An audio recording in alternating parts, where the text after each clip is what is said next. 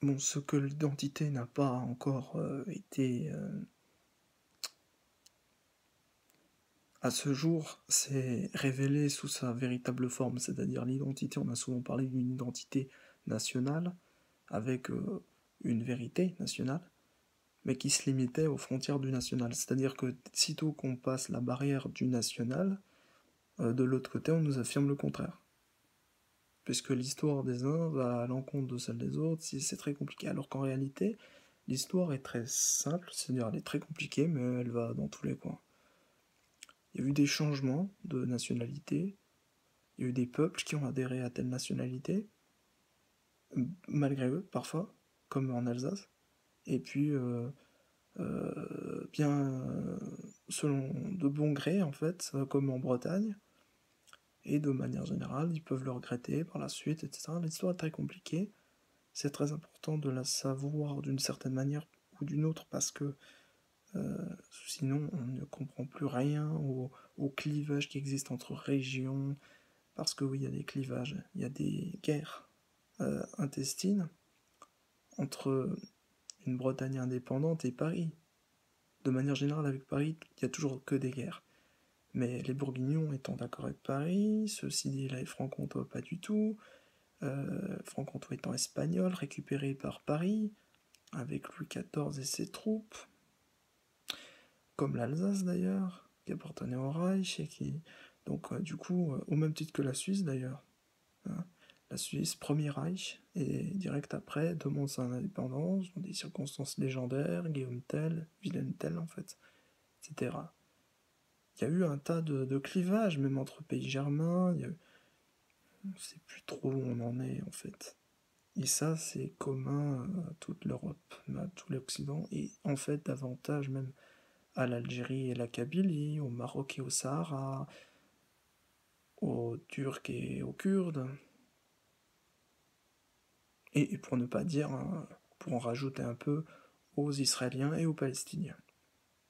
Voilà, c'est un ensemble de choses. Donc il y a toujours eu des guerres comme ça qui durent depuis la nuit des temps, des fois. Bon, il serait temps qu'elles s'arrêtent.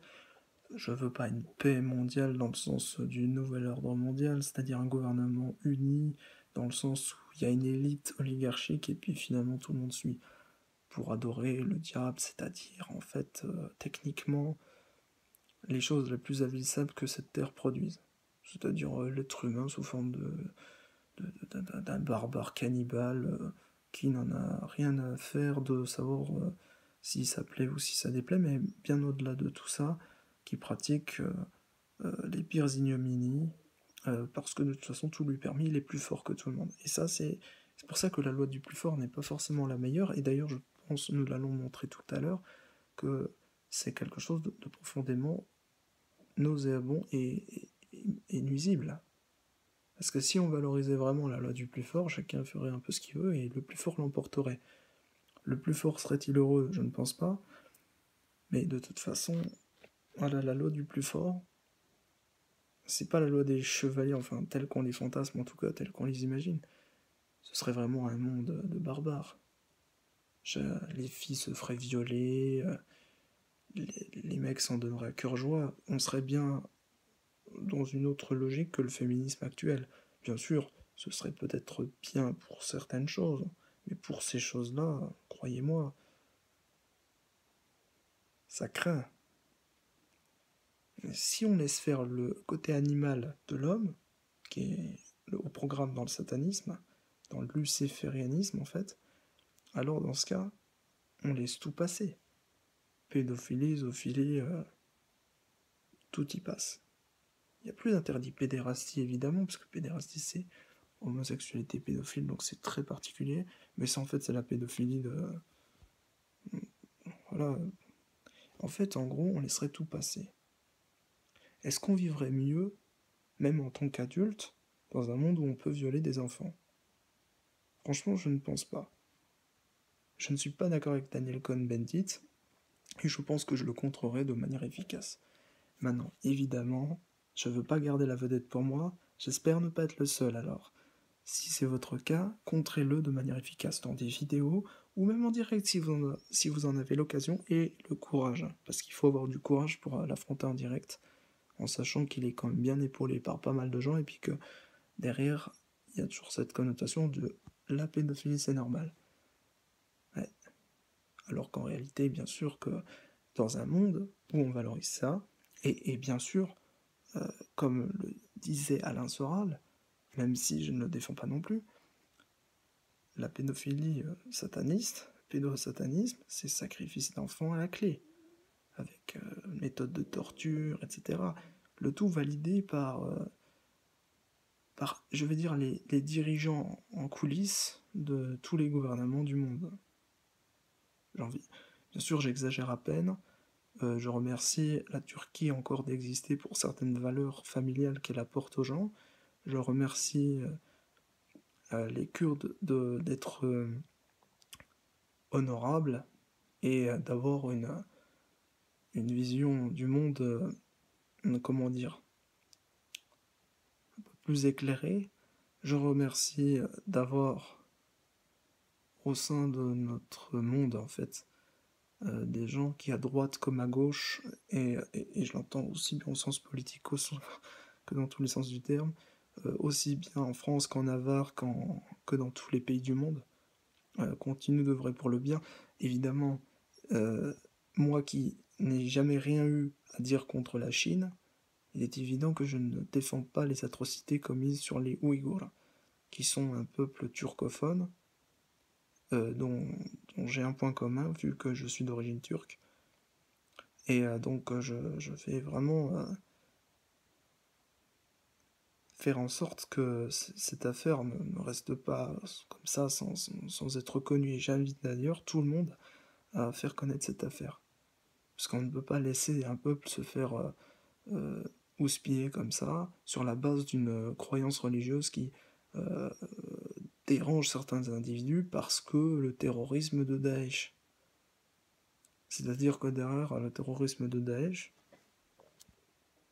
il faut voir aussi le côté, tu sais, des terroristes qui laissent traîner leurs cartes, qui préparent un mois, enfin, des mois à l'avance, leur attentat, qui laissent traîner leur carte d'identité comme ça dans la voiture à la portée du premier imbécile venu, qui se font refouler alors qu'ils voulaient assassiner le président François Hollande, se font refouler bêtement à l'entrée du stade. Je pense que ces gens-là étaient fichés S depuis longtemps, pour ça qu'ils ont été refusés à l'entrée du stade, que les gardiens savaient, quelqu'un savait que ces gens-là allaient...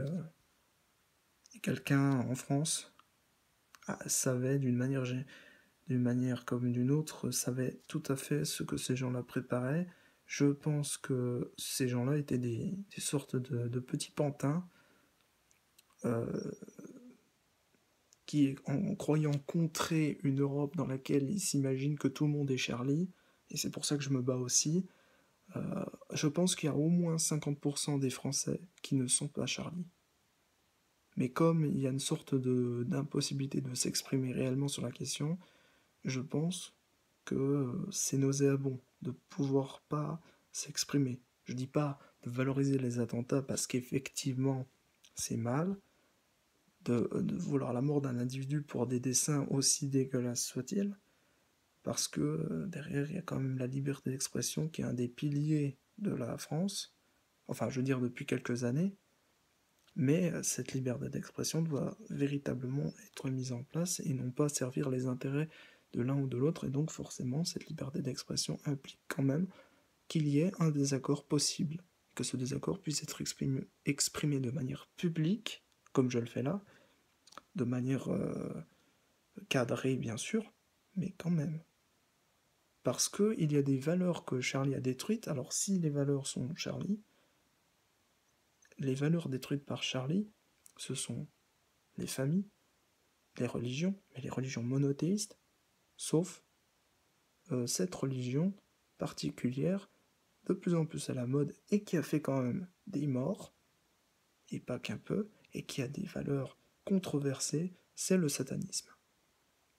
Voilà pourquoi je m'oppose à Charlie, parce que j'estime que si Charlie compterait toutes les religions, encore, il aurait été logique, mais le satanisme, qui a fait des morts, et qui se base sur sur les religions monothéistes n'a pas été du tout critiqué, et même n'a pas été caricaturé.